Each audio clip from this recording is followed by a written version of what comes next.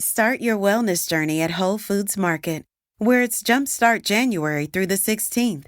Stock up on supplements with some of the year's biggest savings. Plus, save on air-chilled organic boneless skinless chicken breasts, organic Honeycrisp apples, organic large Hass avocados, and more. And since Whole Foods Market is the only certified organic national grocer, it's easy to make them your wellness destination. Jumpstart your January now at Whole Foods Market.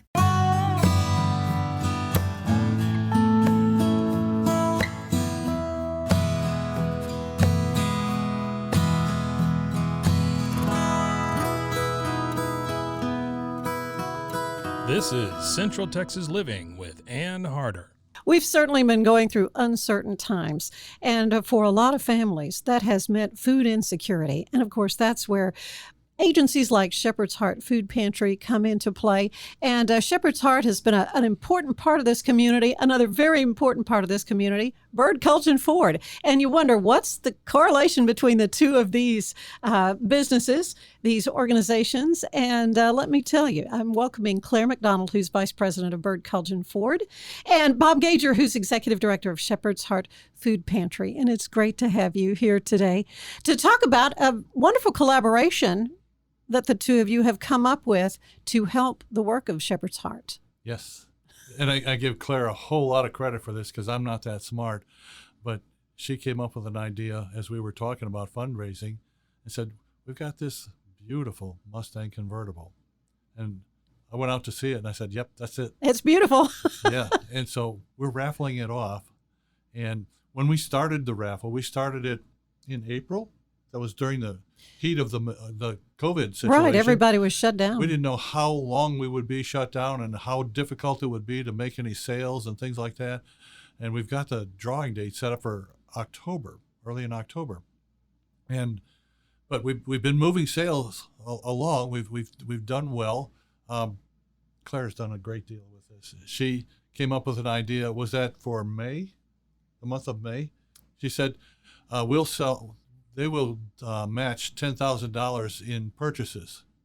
We did that in May. So that was amazing. That's a good incentive. Claire, tell me a little bit about yourself and what kind of drew you to the work of Shepherd's Heart. I mean, you're a businesswoman, obviously, and have a passion for car sales and the family business. But there are a lot of different agencies you could help out with. So why Shepherd's Heart? Well, I was actually on maternity leave when Bob first approached the dealership. So he got things kicked off with our general manager, Mark Stewart. And Mark just has the same passion that I have for helping folks that need help. So there's not a whole lot more to it than that. When folks come to us and say, we need help, we try to see what we can do. And I know Mark was, when I got back, he said, oh, I don't know what you're going to think about this, but I really think it's going to work because we think Bob's got the right passion for, getting this out there, promoting it, and we think we could be a good partner. So I said, if you think it's going to work, let's try it. And we did a raffle last year, which was our first one, and we learned a lot. And then this year we kind of took that and made it better. And we were looking forward to launching that this summer. And then when COVID hit and we heard that Bob's, the folks he takes care of needed even more help, we thought, well, why don't we just launch this early? Let's see. Maybe some folks have a little extra and they want to help and they don't know how to help right now. So let's try to make it easy for them and fun. And so we launched it early. We always love matches. I think they're just really a cool way to double a donation, and that motivates a lot of people too. So we kind of threw $10,000 out there as a fun number that, in early April when we were talking about that and things were really pretty, I think none of us knew what was happening or the lockdowns were due. We didn't have any idea if we would get close to that, but we did hit that in May, and we were thrilled to be able to match that. And also a kind of a neat milestone, when we matched that, we will for sure give the car away. Before it had been, if we don't sell a certain amount, the cash will be split with the winner. Mm-hmm. But because we hit that and because of the donation, we know for sure we'll get to give it away to somebody in Waco or somebody that buys that ticket. And that's going to be a really fun day. Well, let's talk a little bit about this vehicle. This is a 50th anniversary edition. Yeah, that's right. This is the Mustang. Yep. It's a beautiful car. It's got lots of neat little throwback details, everything from the Y-shaped wheels that kind of match the original, to lots of neat little things, logos, embroidery on the seats. It's a couple years old, but it is just a beautiful car that's fun. And that's really, when we were talking about what kind of car do we want to raffle off this year, we went with this one purely because, I mean, I just drove it over here, and I've driven a lot of Mustangs, and it's fun every time. The stereo system and the just having the sun shining on you, it really is just a neat experience. And we know people are going to be interested and enjoy that. And also, we're going to have Bob's board members out in the community this summer and this fall. And we wanted them to get excited about it and give them a fun car to drive too. So that'll be a neat treat for them to get out there. And we know when you get behind the wheel of this thing, it's just so joyful that when you go to sell these tickets, it's really easy to explain to people why they should do it. First, to help Shepherd's Heart, but also because there's a lot of potential fun on the other end of that $25 ticket. Well, it's easy to spot too. It has big white letters says "Win Me." Yeah, on it. It's an orange. We had fun decorating it for sure. Yes, an orange Mustang. Yeah, convertible. It's a convertible, and we wanted when people saw it for them to ask the driver, "What is this about? Win Me?" And so that we could have that conversation about Shepherd's Heart and the important work they're doing here, and then also try to get them to buy a raffle ticket to support what they're doing financially. Yeah. Going back, though, as a child, what an idyllic upbringing you had to grow up basically in a car dealership. And I've gotten to drive a lot of fun you've Mustangs. gotten to drive a lot of. It never gets old. Oh, I'm sure that's true. I'm sure that's true. Bob, not so much. Your childhood. I mean, you know firsthand what it is to be hungry. I do. I didn't know you were going to ask me that question, but yeah, I was born and raised in Chicago. I grew up in poverty. I know what that's like from the inside out. When I was growing up, I had this something on the inside of me that said, when I grow up, I'm going to become this. I'm going to become this. I used to read a lot of books, and I read about people that were famous people that overcame circumstances. And I said, I'm going to do that. And I didn't know really what I was going to do, but I was the first one in my family to graduate high school, graduate college, and become successful in business. Before I came to Waco, I spent 25 years as a business turnaround specialist. That was during a time when we only had mainframe computers. We didn't have personal computers. And one of the last companies that I turned around was an electronics company out in California. And the guys that invented the Mac were just a mile and a half down the road from us. So we had one of the first two Macs. Really? Yeah, that we got from them. And so that was interesting. After I did that, I took that company from $12.5 million to $100 million in just under 4 years. My goodness. I just taught them how to manufacture. And that's really not a hard thing for me to do. I just know how to do that. So after that, I said, I just don't want the politics of the bigger companies. And so I went off and had my own company. I was dealing with smaller companies, made it easier for me. I could do what I wanted to. I got involved with a company here in Waco. A fellow, Paul Meyer, everybody in Waco knows Paul Meyer. He had a business called Success Motivation Institute. Well, as I was growing through the years, Paul Meyer, Zig Ziglar, and a bunch of people like that, I knew them because I went to their events, I read their books, I listened to their tapes and all kind of different things. Yeah, Leadership Motivation Institute, also part of that LMI. Yes, yeah. and I was using their materials as well. Yeah, I recorded some of those. Oh, yeah, that's awesome. As a matter of fact, small world. Huh? I was doing well with that stuff, working with smaller businesses and individuals out in California. And I was having fun with it because I just really wanted to help people. And they called me one day and invited me, they asked me what I was doing, just explained to them because I didn't know I was doing that well. I compared to other franchises, okay? But they invited me to their home office. I fell in love with Waco when I stepped off the plane. How long ago was that? That was in 1983. Oh, okay. I came here in January of 1983, and I moved here in June of 1983. I was that quick. I just loved Waco. I was so tired of being in the big city environment. I grew up in the big city, and I was always in a big city environment. I said, this is great. I love this. But the greater thing about that is that was God's plan for me. I didn't realize it at the time, but that was God's plan for me. And so when I got here, I became a Christian when I got here. Oh, so you weren't before? No, I right. didn't go to church. I wasn't raised in church or anything like that. But I started going to church. I became a born-again Christian, and my whole life changed. And one of the things that I did that was a kind of a precursor to Shepherd's Heart is I got involved with a Bible study group that was down by Baylor, and it was kind of a non-denominational group. So it was all kind of different people. And they had this idea, let's feed some hungry families at Thanksgiving time. And so I said, yeah, that's cool. And so we started collecting food. We had enough food for 30 families by November. And so they elected me and another fella to deliver the food. And so it's like, because we had the biggest vehicles is why they did that. But nevertheless, we went out and we were delivering that food. We decided to do it in a way that wasn't about us. We went after dusk, and then we started just driving around, just let God lead us which houses to go to. Really? And we'd knock on a door, and we'd say, people would say, who is it? We'd say, Bob and Mike. And they'd say, what do you want? And, then we'd say, well, the Lord sent us. And so then they'd open the door and they'd see all the groceries in our hands. We had a lot of food for them, each family. And people, a lot of them were women with children, and they start crying because they say, I haven't got any food in this house. I've been praying for help. God has answered. And so we got so many of those kind of things. We drove all over the city. We were out in the country. We did a lot of driving.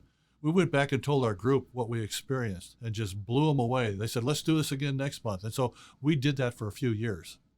And after a few years, the group just kind of grew and went away, and that sort of thing happens. It wasn't anything wrong. It's just that that's what happened. And so I was going to a church at that time, and so my pastor asked me to start a pantry at the church. So that's how I got into this business. I did not know that God meant for me to be doing this later on. Funny thing is that I planned to do something different when I retired. Okay. And I'd been training my body. I didn't have one of these things in my belly. I've been training my body to do mountain climbing. Oh. And so that's what I wanted to do when I retired. I wanted to work my way up to Mount McKinley. And I didn't care about the other Mount Everest or anything like that, but I wanted to just McKinley climb. was the one. McKinley was the one. And when it got time for me to retire, then the church closed down the pantry because they moved into a smaller building. They didn't have a place for it. And pretty soon everybody started meeting at my house. Bob, what are we going to do about this? Well, why are we meeting at my house? It's one of these things I'm thinking, why here? Why me? And so I didn't realize God was giving me ideas about what to do with this. And I just started sharing it with them. And I said, okay, let's do this. And they said, you need to do this. And so thinking, okay, I'll get it started, but I got plans. And so I thought I was just starting it for somebody else. Well, that was 11 years ago. Yeah. And God made it clear to me after maybe a couple of years that what I went through in my early years was preparation for what we're doing now. And what we're doing now is not just about handing out food. It's about treating people the right way. It's about finding people that are down on their luck.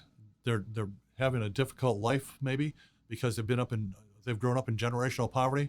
And what we're trying to do is not just give them food, but be a hand up rather than a hand out. We've created an empowerment center so we can train people to get them out of poverty. There's a lot of people that come to our pantry.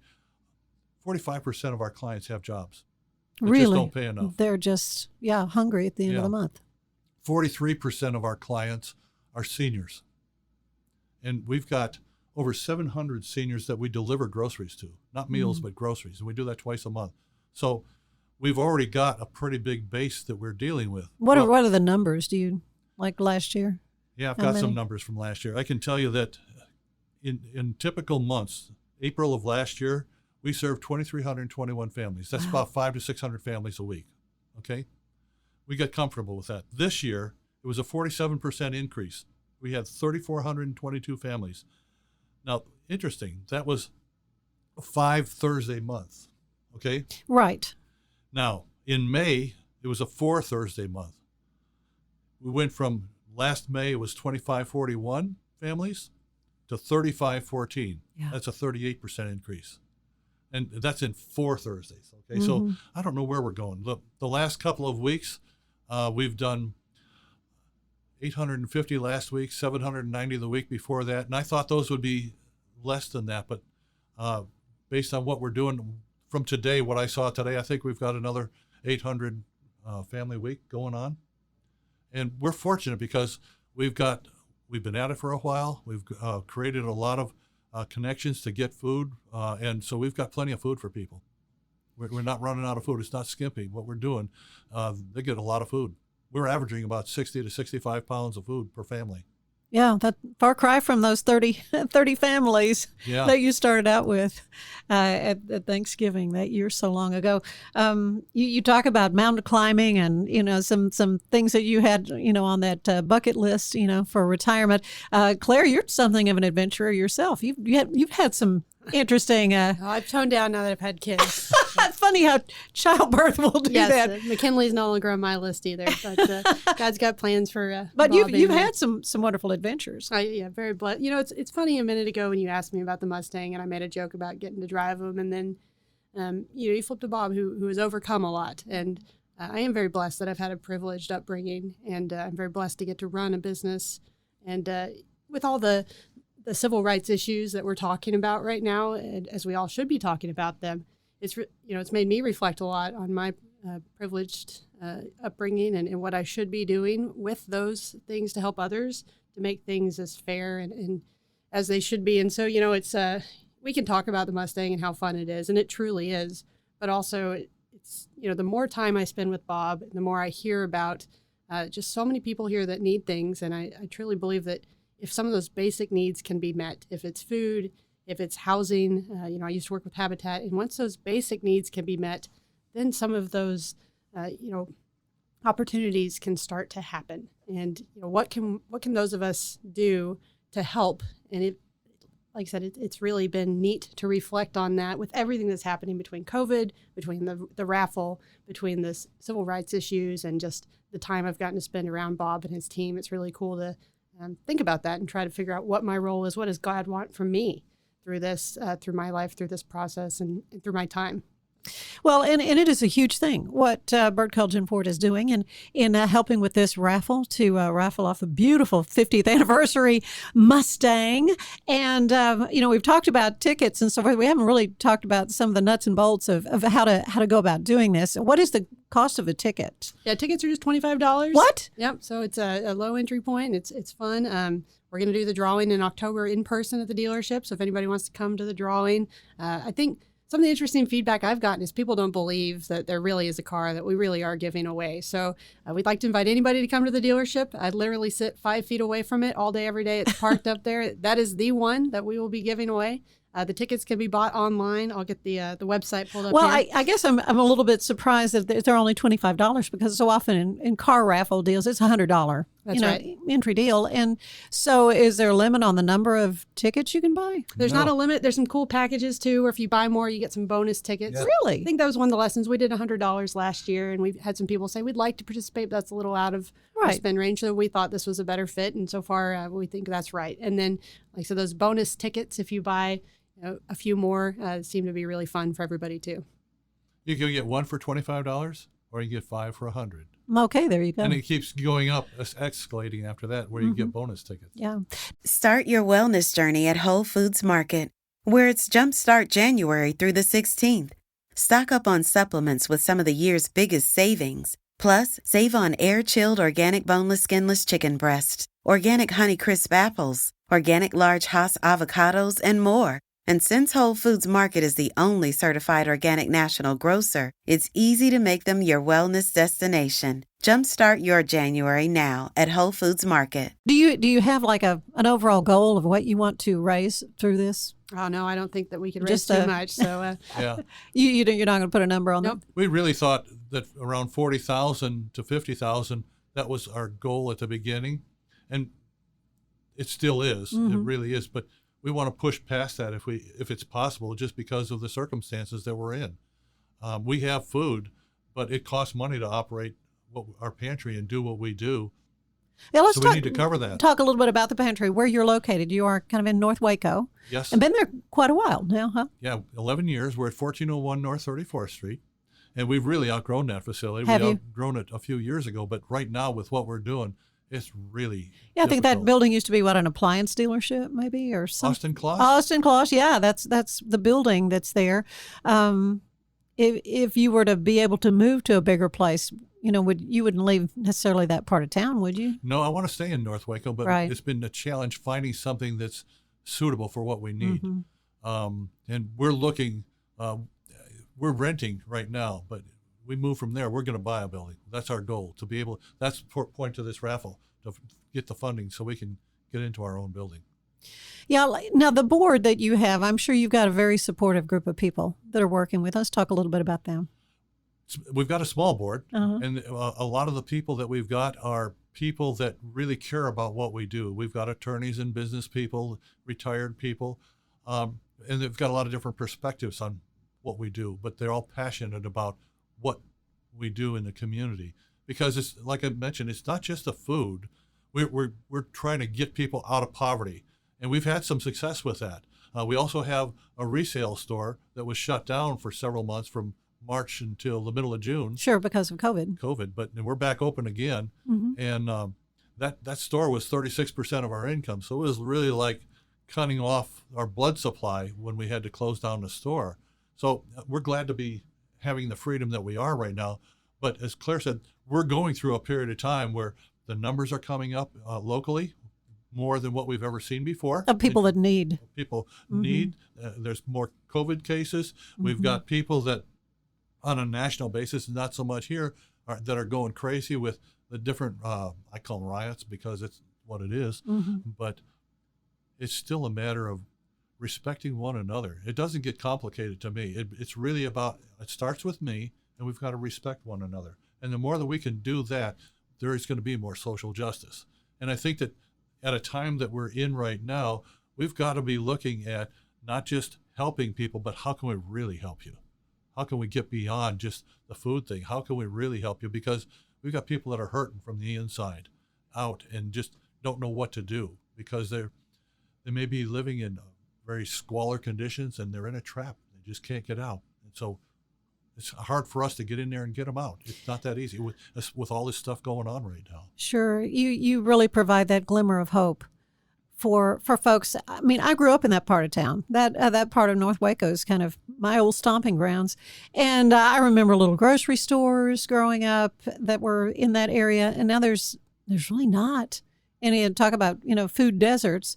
And so your pantry is sort of providing that. Yeah.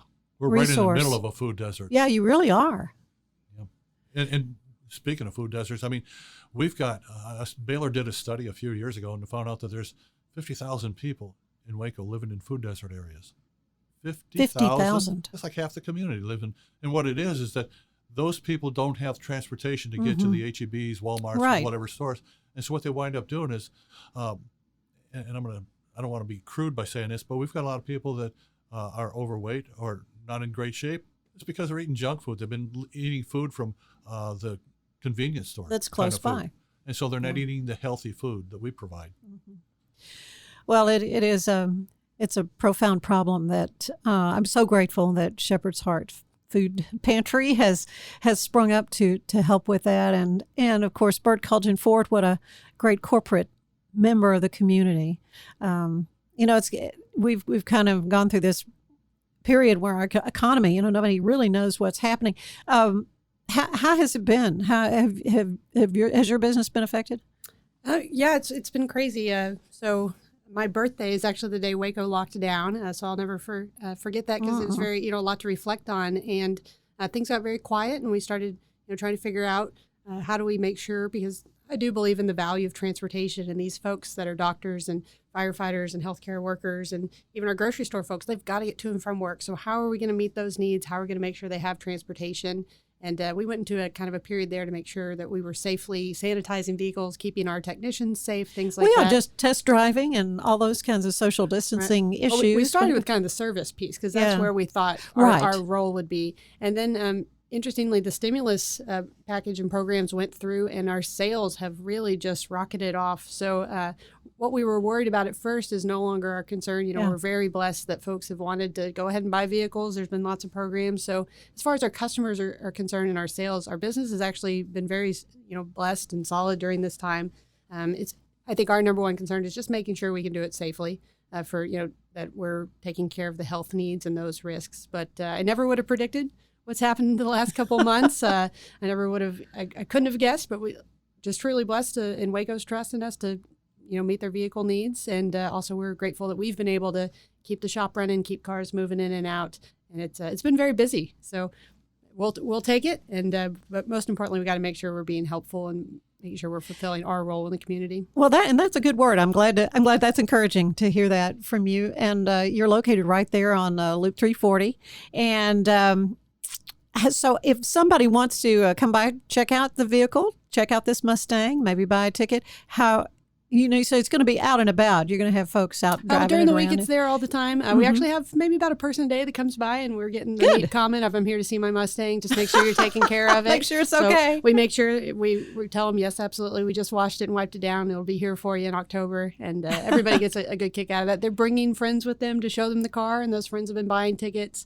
And then we had a pretty cool calendar scheduled for this summer of public events. Obviously, we're trying to adapt to that with Bob and his board. So we're going to probably do more small-scale events and make sure we get board members and volunteers to take the vehicle out into the community so that folks can see it, ask questions, and like I said, maybe buy a raffle ticket, but also I think the primary opportunity is to share about Shepherd's Heart and their mission. Well, this weekend, great. we're going to be showing the car. We'll be in the Juneteenth parade. Mm-hmm. Good. And then as we move forward in coming days, we'll have that car out in the community. I've been getting some sandwich boards made, and took a little bit longer than what I expected, but I'm supposed to have those today or tomorrow. And as soon as those are available, we'll be able to place that all over the community. And good. So we're just going to keep moving that car. Yep. We've had a lot of success on social media. That's how we chose to promote it this year. And I believe 500,000 views on the the promotional material out there. We plan to keep doing that this summer, and just really, like I said, it's kind of a fun glimmer in a time where there's a lot going on. We'll be showing it on, promoting it on your alma mater, Channel 25. Good, yeah. We just made an agreement yesterday to use the .com page Mm-hmm. to do Very some good. advertising, and so Good. I'm gonna start with some simple ads to put in there, but then we're gonna rotate that car in and out so that we can promote it there. Because Good. there's quite a few people that look at that. They tell me there's over 100,000 people. Oh, look yeah. at that. Oh, yeah. Those social media platforms are so very important. And I'll tell you, this is just such a great event. It's something wonderful for the community to look forward to. Not an expensive price point, as you say, to get involved, to try your hand. And wouldn't it be great if one person who scraped together $25 won that beautiful car? We're excited about that. I'll throw out the website real quick. It's shepherdsheart.ourraffle.org. You can also go to Burr Colson's Facebook page, and it's all over there, or our webpage, bk4.com. But to buy the tickets, shepherdsheart.ourraffle.org. Okay, and you can just do it online. It'd be so simple. Thank you so much. We also have the paper tickets up at the dealership. If people truly prefer that path, we're I happy to do have them at that. the pantry. And Bob's got them down at the food And I've pantry. got somebody that's going to come see me after we get out of here to buy Good. some tickets. Oh, good. Well, this is great. I couldn't be more delighted to have gotten to visit with you both today, Claire McDonald, and of course Bob Gager with Shepherd's Heart.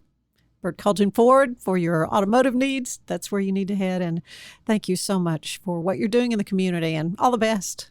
Thanks for having us. Thank you for having us. Yes, it's a pleasure to be with you guys today. Thank you so much. Central Texas Living is part of the Rogue Media Network family. Be sure to check out their other shows at roguemedianetwork.com. Please rate us 5 stars on iTunes and anywhere else you get your podcasts. Join us again soon for more Central Texas Living, the podcast.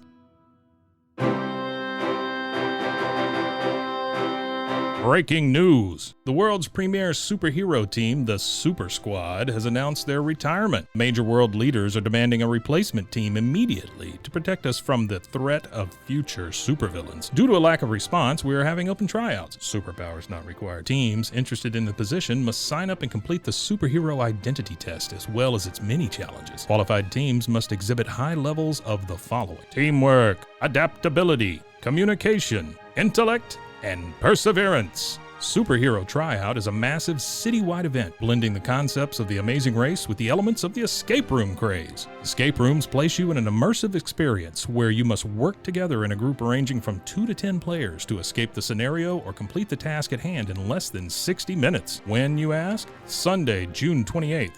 2 p.m. to 6 p.m. Where? 711 Washington Avenue, Waco, Texas, 76701, and locations around Waco to be announced. Adults, $40 per ticket. Kids, 7 to 12, $30 per ticket. Kids 6 and under are free. Teams can be as large or as small as you would like. It's recommended that your team be able to fit in one vehicle to truly work together in a collaborative effort. If your team is larger, make sure you can communicate often with teammates in different vehicles. Tickets are selling fast. Book as soon as possible because a sellout is expected. Assemble your team and register now. No cancellations or refunds. Booking can be transferred to another person if needed. Each participant will need to bring a valid ID. There will be a mixture of driving and walking portions of the game throughout the city. This is a family-friendly event. Families are encouraged to play together. All of the puzzles and places are kid-friendly. Each participant will be required to sign a waiver at registration. All players must present an ID at registration. Superhero Tryout, City Escape 2020. For more information, call 254-294-7550. This has been a Rogue Media Network podcast.